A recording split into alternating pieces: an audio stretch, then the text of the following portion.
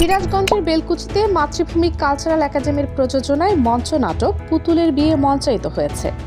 16 জানুয়ারি সন্ধ্যা 6টায় মাতৃভূমি কালচারাল একাডেমির অডিটোরিয়ামে এই নাটক প্রদর্শিত হয়।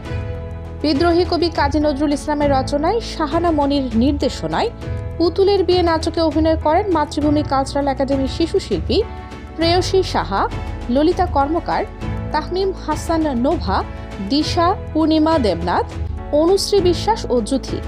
কোরিওগ্রাফির দায়িত্বে ছিলেন নাট্যলোক সিরাজগঞ্জ জেলা সাধারণ সম্পাদক চিন্ময় সূত্রধর রিপন।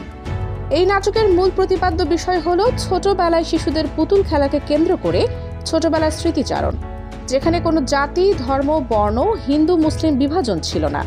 এই বিষয়গুলো অভিনয় ও নাটকের কলা কৌশলের মধ্য দিয়ে ফুটিয়ে তুলেছেন। দেশ দর্পণ নিউজ, দেশের সাধারণ জনগণের সংবাদ মাধ্যম। আপনার সংবাদ এবং বিজ্ঞাপন প্রচারের জন্য যোগাযোগ করুন স্ক্রিনে দেখানো হোয়াটসঅ্যাপ নম্বরে।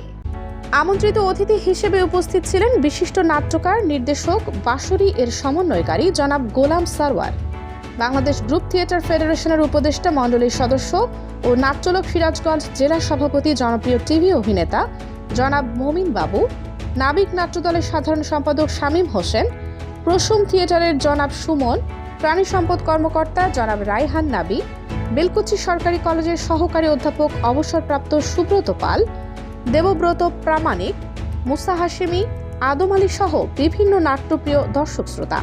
নাটক শেষে জনাব গোলাম সারওয়ার বলেন, বিদ্রোহী কবি কাজী নজরুল ইসলাম ছিলেন একজন অসাম্প্রদায়িক কবি।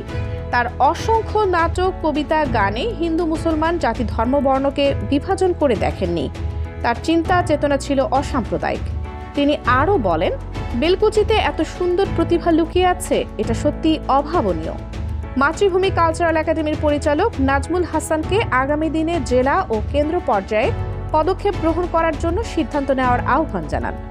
নাটকের সার্বিক তত্ত্বাবধানে ছিলেন মাতৃভূমি কালচারাল একাডেমির পরিচালক মোহাম্মদ নাজমুল হাসান।